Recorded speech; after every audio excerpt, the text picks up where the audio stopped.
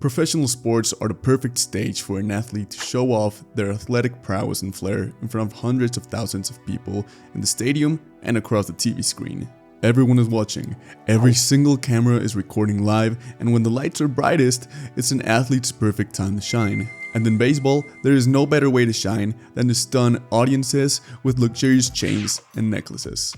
They've become an iconic part of baseball culture and one of the most significant accessories in the sport. But chains haven't always been around the league and have been frowned upon in previous generations. To understand how chains became so popular amongst the players in the league, we have to go all the way back to the 1970s. So it's the 1970s, right?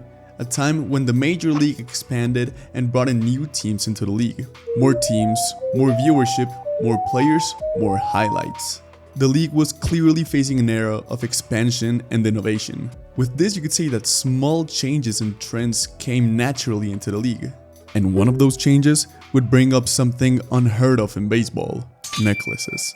Now, from what I could research, there were barely any players rocking necklaces back in the major league. You could see George Scott from the Red Sox and Brewers wearing a puka shell necklace here and there, as well as Willie Stargell styling minimal golden rope chains around his neck. The reason not too many players wore shiny necklaces and chains back in the day was because it was pretty uncommon and a bit too much.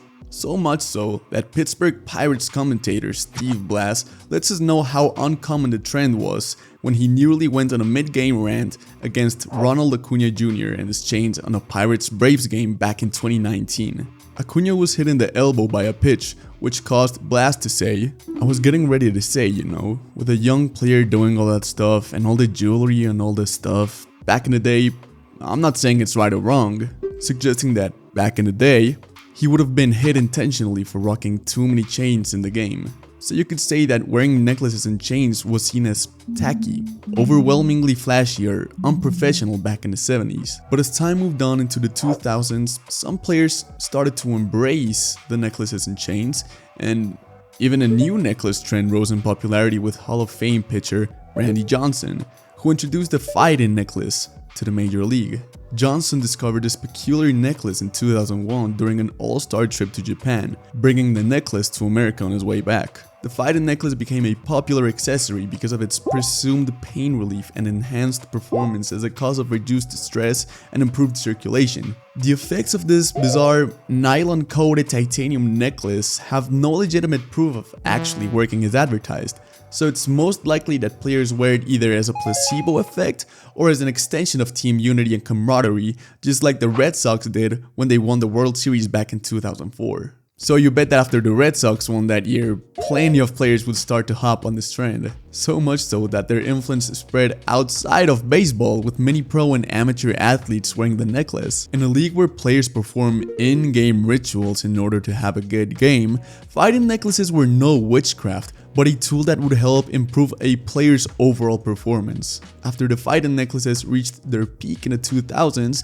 they eventually declined a bit in popularity as the 2010s came around. You could still see some players here and there rocking the once iconic titanium necklace, but some other players started to show off different types of chains with different meanings. Some chains may be a nod to the player's heritage, representing something bigger than baseball. Some of them have a deep and profound connection with spirituality linked to the player's faith. Think of Nelson Cruz, for example, and his golden cross. Chains could also be a way to pay tribute to someone important. For instance, Jock Peterson and his pearl necklace to commemorate his late grandmother. You can also find more gestures that point towards a reference to the team they play for, the player's number, or just wear shiny chains for the heck of it.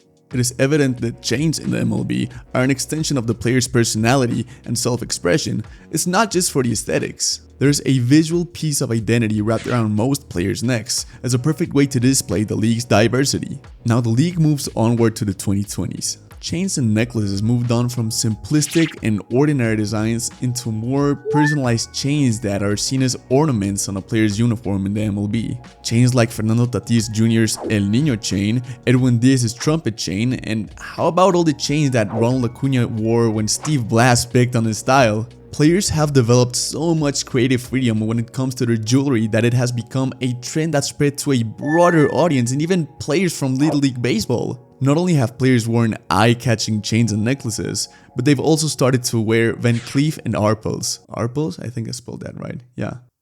a highly prestigious luxury jewelry brand famous for its quality materials and iconic collections like their most famous collection, the Alhambra collection. The one that players wear around their necks with the famous 4-leaf clover, a universal symbol of good luck adding up to the many superstitions in the MLB. Remember how we talked about Phiten necklaces a couple of minutes ago? Well, they even had a resurgence in the league when the entire Pittsburgh Pirates started wearing the necklaces once again because of center fielder Andrew McCutchen. What's crazy is that the Pirates actually started having some offensive success after wearing the necklace, in spite of their disappointing season. This just gets to show you the power of superstition and unorthodox traditions in sports. The Baltimore Orioles also wore the Phiten necklaces back in spring training to bond as a team, although sadly both teams are on pace to finish at the bottom of their respective division. Either way, starting to wear an accessory that once boosted baseball players' morale might help in the up-and-coming future. And speaking of future, what can we expect in the future?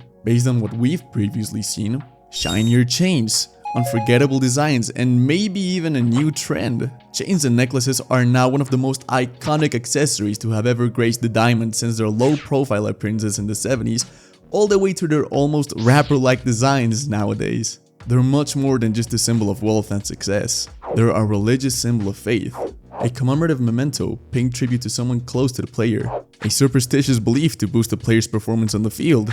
And with the way things have been going, chains and necklaces are here to stay in the MLB.